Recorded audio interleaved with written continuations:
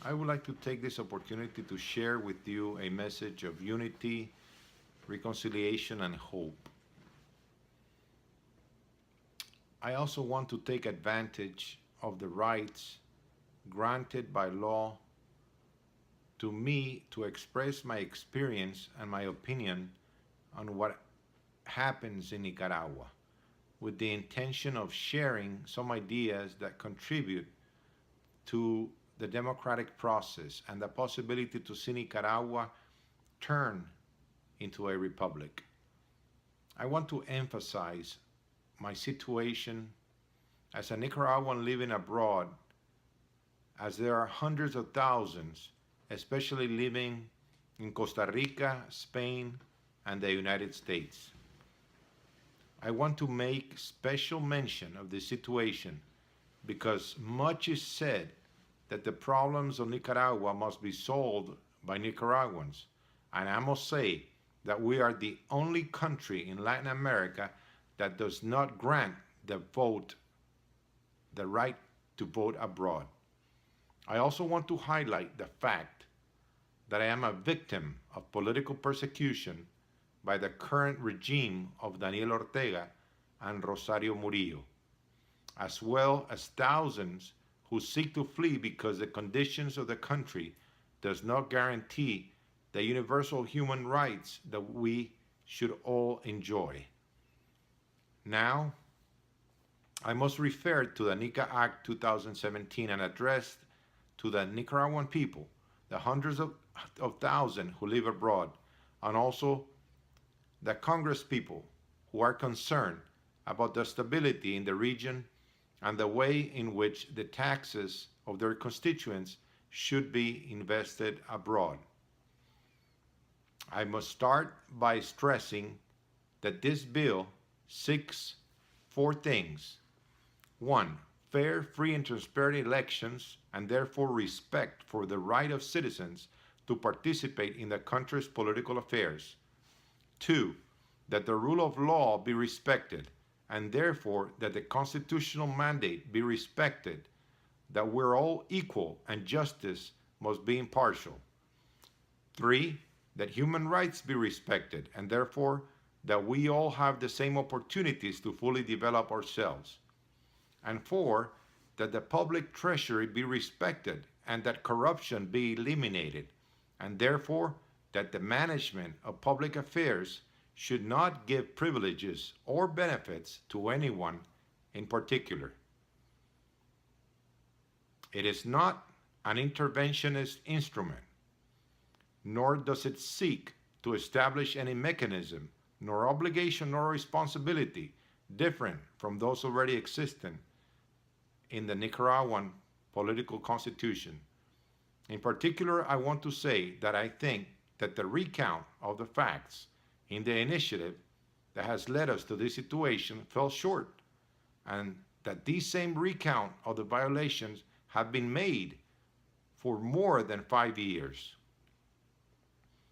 It is important to note that the electoral fraud of 2008 meant that 40 municipalities, or 25% of the territory, including the most important departmental heads, such as Managua, León, Masaya, Jinotega, Huigalpa, and other strategic municipalities like Puerto Corinto, were stolen.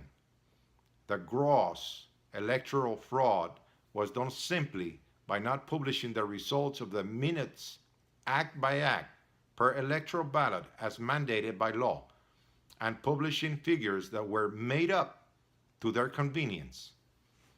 All demonstrations and protests were suppressed, and in some cases violently avoided by mobs protected and guarded by the same police force.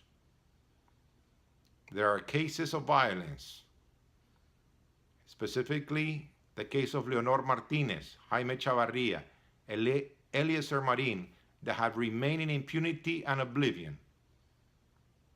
The electoral fraud of 2011 was a bit more sophisticated and was mainly due to the fact that the departmental electoral councils and the municipal electoral councils were fully controlled by the regime.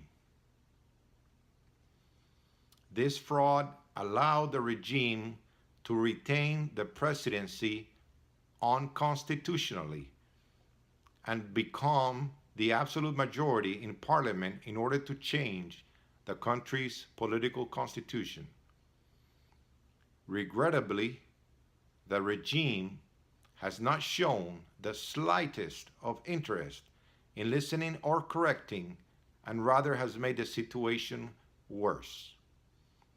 I also consider it incorrect to assert categorically that civil society and the private sector are indifferent and have not wanted to contribute to the solution of the country's political problems. Since I was a member and actively participated since 2008 in the allegations of fraud in the municipal elections, and then in the meetings trying to establish a level field for the general elections of 2011, which was not possible. They are simply hostages of the imposed system, although some, I know, that they are accomplices. I also remember how the winds began to blow, favoring the establishment of a political and economic regime based on Venezuelan cooperation. I still remember clearly the debates where it was pointed out that it was wrong to replace European and American cooperation based on donations, grants, by Venezuelan cooperation based on loans.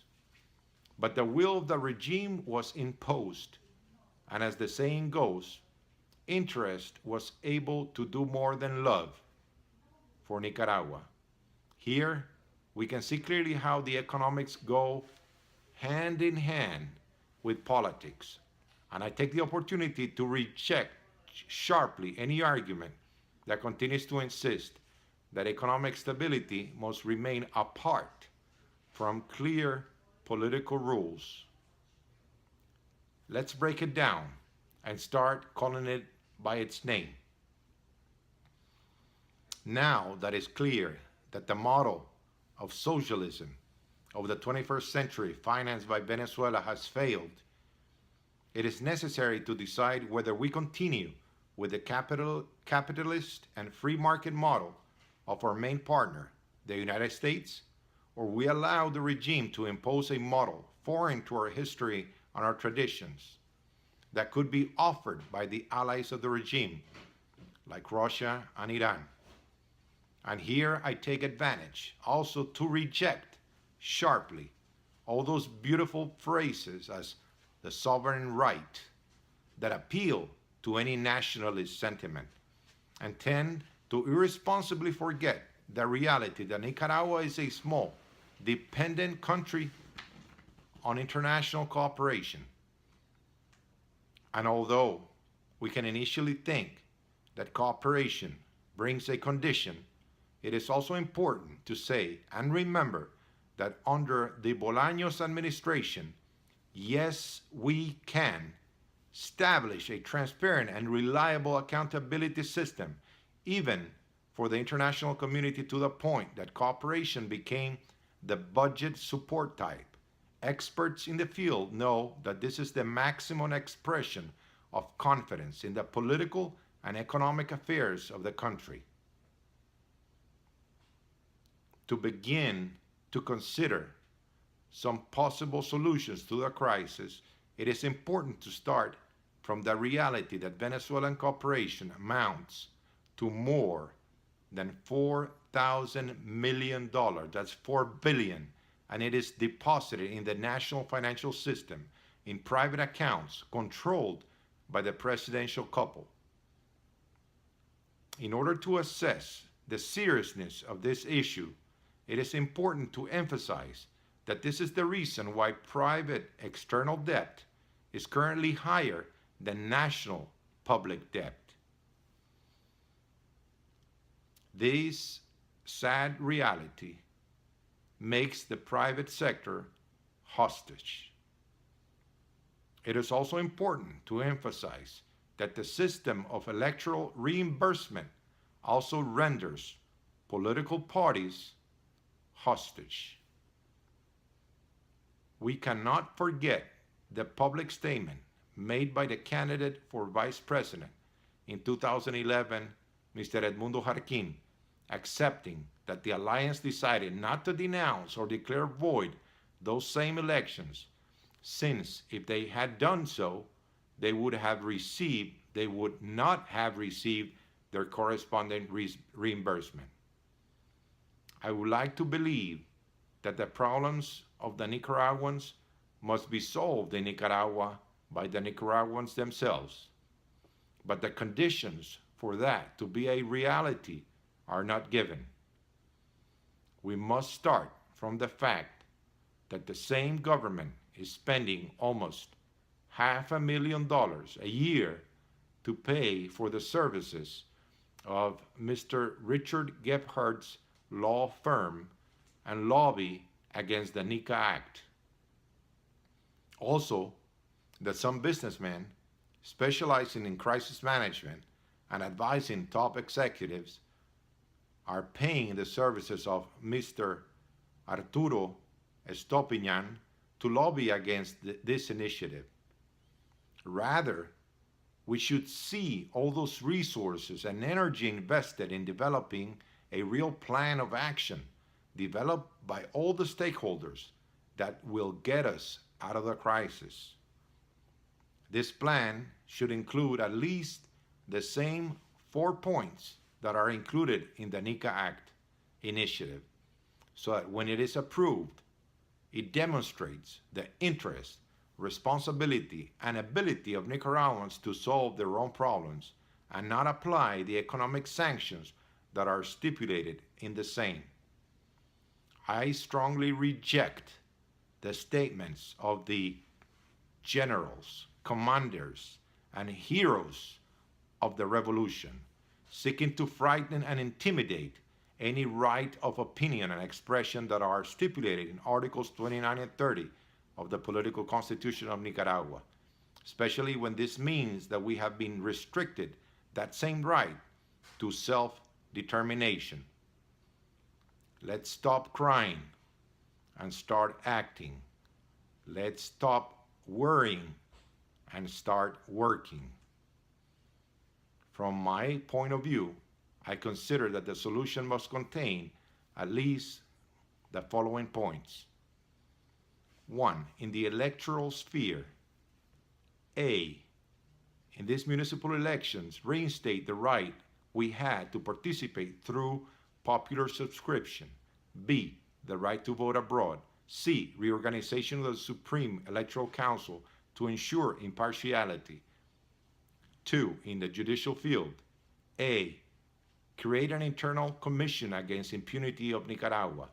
B. Respect the times that the law mandates and the judges who violate it are punished. C. Elaborate a report of the cases that are shelved, obstructing justice. 3. In the area of human rights and democracy, A. A report on cases of human rights violations, including those to business leaders used as political persecution. And B. The establishment of a system of primary elections similar to that of Honduras. C. Respect and implementation of the law of citizen participation that guarantees the self-determination of the people. Number 4, in the area of transparency and accountability, A. That the Venezuelan cooperation funds be deposited in a savings account that cannot be used freely or deposited in private banks. B. That a report be prepared on the part of the IFIs, World Bank, IDB, CABE, IMF, to include a report on how this cooperation should be used to guarantee the repayment of that debt, and that in no way implies a burden for the national treasury. I want to conclude by reiterating that Nicaragua's future lies in the free participation of all citizens, including Nicaraguans living abroad, who for many years have contributed to the country's economy by sending family remittances. The struggle continues and the country lives. May God bless the United States of America and Nicaragua.